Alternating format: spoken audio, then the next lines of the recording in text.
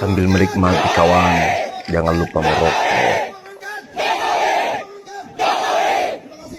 Hari ini kita di depan gedung Mahkamah Konstitusi dan tadi sudah diterima juga oleh perwakilan mereka. Tentu saja hakim-hakim konstitusi yang ada, alhamdulillah pada kesempatan kali ini mengambil jalan yang benar.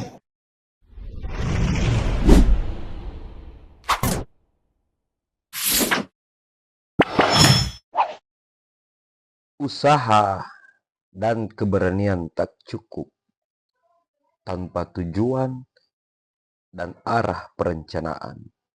John F. Kennedy. Assalamualaikum warahmatullahi wabarakatuh. Salam sejahtera untuk kita semua. Hari ini sangat gawat teman-teman. Sangat gawat. Apa yang gawat kakak? Ya, video kali ini saya akan membagikan lagi-lagi kritikan Rocky Gerung kepada Joko Widodo mengenai aksi demonstrasi yang dilakukan kurang lebih 300 BEM Universitas se-Indonesia yang berkumpul di UNJ, Universitas Negeri Jakarta. Untuk apa? Untuk mengadili Jokowi. Sepertinya teman-teman akan terjadi sejarah yang tidak pernah terjadi sebelumnya. Apa itu? Seorang mantan presiden akan dipenjarakan. Seperti apa video lengkapnya? Mari kita simak. Sambil menikmati kawan, jangan lupa merokok. Hari ini kita di depan gedung Mahkamah Konstitusi dan tadi sudah diterima juga oleh perwakilan mereka. Tentu saja hakim-hakim konstitusi yang ada, alhamdulillah pada kesempatan kali ini mengambil jalan yang benar. Halo, apa kabar? Kembali berjumpa dengan saya Rusman Arif dan Bung Rocky Gerung. Bung Rocky, hari ini ratusan pimpinan mahasiswa, ada yang BEM dan ada yang non-BEM ini berkumpul di Universitas Negeri Jakarta. Ini saya lihat tenda-tendanya mereka banyak sekali ya, karena di dalam gedung katanya terkampung ini ya. Dan mereka ini agendanya melakukan evaluasi total terhadap pemerintahan Jokowi.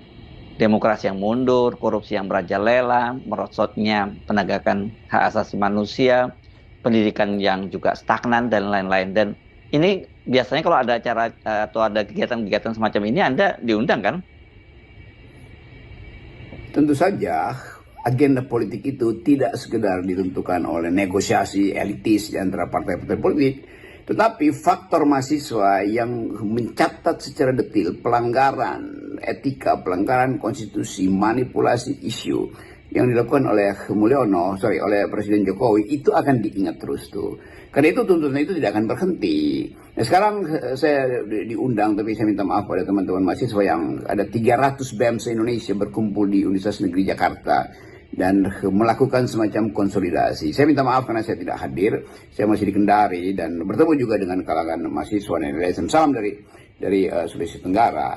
Tetapi ada hal yang saya kira akan berlanjut, yaitu tuntutan untuk mengadili bahkan secara intelektual dan secara politik dan secara konstitusional terhadap Presiden Jokowi. Karena ini tuntutan yang betul-betul menandakan bahwa mahasiswa mengerti bahwa hanya dengan satu pengadilan yang memungkinkan Jokowi itu mempertanggungjawabkan kesalahan-kesalahan dia. Kan Pak Jokowi sudah mengatakan dia bersalah, maka mohon maaf. Itu artinya dia sudah akui kesalahannya. Tentu dimaafkan secara batinnya, secara persaudaraan. Tetapi kesalahan dia itu kan bukan kesalahan pribadi dia, tapi kedudukan dia sebagai presiden. Jadi sangat bagus kalau mahasiswa mendorong proses politik untuk memperkarakan Pak Jokowi. Dia udah minta maaf, oke, itu personalnya selesai. Tetapi secara konstitusional kan itu belum selesai. Supaya ada tanda bahwa seseorang yang menjanjikan sesuatu dia harus penuhi. Kalau dia tidak penuhi maka dia berhadapan dengan tuntutan moral. Dan tuntutan moral yang paling kuat harus diikat secara hukum. Kan itu prinsip bernegara tuh. Kalau sekedar permintaan maaf menjelang lebaran ya boleh aja. Tetapi ini adalah soal negara. Jadi saya kira teman-teman yang berkumpul di Universitas Negeri Jakarta hari ini dan memutuskan untuk membuat diskusi besar untuk mengadili atau melengsarkan Pak Jokowi, itu juga adalah pekerjaan akademis, pekerjaan oposisi, pekerjaan mereka yang menghendaki supaya pemerintahan ke depan Pak Prabowo tidak mengulangi kesalahan-kesalahan atau kekeliruan atau bahkan kedunguan kebijakan ya, saya pakai istilah itu dari Presiden Jokowi. Kan itu yang menandakan moral force dari mahasiswa bisa ditransformasikan menjadi kekuatan rakyat pada akhirnya, yaitu tuntutan rakyat terhadap ketidakadilan. Jadi kita biasakan bahwa kalau mahasiswa berkumpul itu jangan dihalangi, karena mereka berhak untuk mengajukan dalil pemaksulan Jokowi, mungkin bukan secara politis tapi secara moral. Tetapi yang moral itu juga harus bisa diproses secara politik. Itu dasarnya kenapa saya mendukung apa yang sedang berlangsung di UNJ hari ini. Universitas Negeri Jakarta di Romangun maksudnya. Yang saya lihat ada beberapa teman mengirimkan video itu penuh, dan bahkan mereka menginap, membuat tenda-tenda di situ. Itu artinya ada kejujuran pada mereka untuk mengawal negeri ini supaya tidak jatuh pada kemunafikan politik. Nah, ini Anda sendiri kan terus berkeliling ke daerah-daerah ya, ke kampus-kampus, juga bertemu dengan aktivis dan berbagai komunitas di daerah. Apakah sikap mereka ini juga sama seperti halnya para pimpinan mahasiswa yang berkumpul di Universitas Negeri Jakarta hari ini? Pasti, saya tetap bersahabat dengan kalangan akademis, dan dalam seminggu ini saya bertemu dengan banyak guru besar di beberapa daerah di Indonesia dan punya kesepakatan yang sama untuk terus mengevaluasi, kendati orang katakan, ya tunggulah Pak Jokowi juga sebentar lagi lengser. Bukan, ini peristiwa intelektual tidak boleh disamakan dengan agenda konstitusional bahwa Jokowi akan selesai di 20 Oktober. Tetapi poinnya adalah kejahatan atau potensi Jokowi masih ingin menguasai politik dalam 20 hari ke depan, itu juga harus diawasi secara ketat. Lebih dari itu, kalangan intelektual menganggap bahwa masyarakat sipil dan kalangan intelektual harus dibikin semacam historical block, kalau kita pakai istilah-istilah akademis. Jadi blok historis yang memungkinkan kita menyeberangkan negeri ini pada pemerintahan baru dengan satu ukuran, yaitu tidak boleh ada pelanggaran HAM, tidak boleh ada ketidakadilan, tidak boleh ada janji palsu, harus mampu untuk melayani rakyat. Jadi semua hal yang memungkinkan kita menghasilkan ulang atau menghasilkan kembali Indonesia yang berpikir harus dimulai oleh gerakan mahasiswa hari ini itu. Jadi historical block itu dimaksudkan supaya kalau kita transformasikan negeri ini ke wilayah kepemimpinan baru Pak Prabowo misalnya, itu harus bersifat transformasi struktural atau transformasi radikal, dengan kepastian bahwa ada perubahan secara kualitatif di dalam politik, perubahan secara kualitatif di dalam ekonomi dan sosial, bukan sekedar perubahan rejim tapi perubahan struktur politik, struktur ekonomi. Jadi semua itu yang saya kira bagus didalilkan sejak hari ini oleh mahasiswa, supaya pemerintahan Pak Prabowo yang menjanjikan, kan saya baca Pak Prabowo mengatakan, saya berjanji untuk mengaktifkan ekonomi rakyat, saya pembela ekonomi rakyat atau ekonomi Pancasila disebutkan, bukan pembela kapitalis itu. Ini yang, atau oligarki tentu yang dimaksud.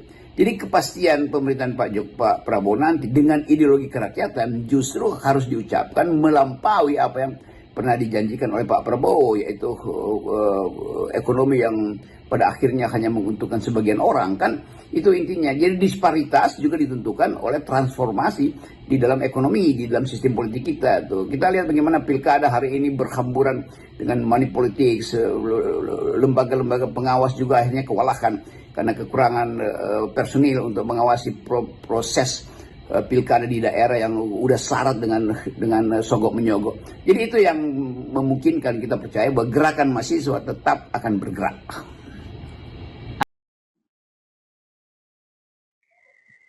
Ya, itulah tadi video lengkapnya teman-teman tentang kritikan Rocky Gerung atau komentar Rocky Gerung terhadap aksi yang dilakukan oleh mahasiswa.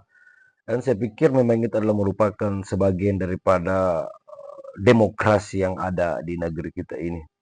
Ya wajar saja mereka tidak tinggal diam, karena boleh jadi mereka juga merasakan apa yang menjadi penderitaan rakyat selama ini, selama dipimpin oleh Pak Mulyono atau Pak Joko Widodo. Oke, seperti apa pendapat kalian teman-teman? Silahkan cantumkan di kolom komentar. Jangan lupa like, share, komen, dan subscribe. Sampai berjumpa di video selanjutnya. Assalamualaikum warahmatullahi wabarakatuh.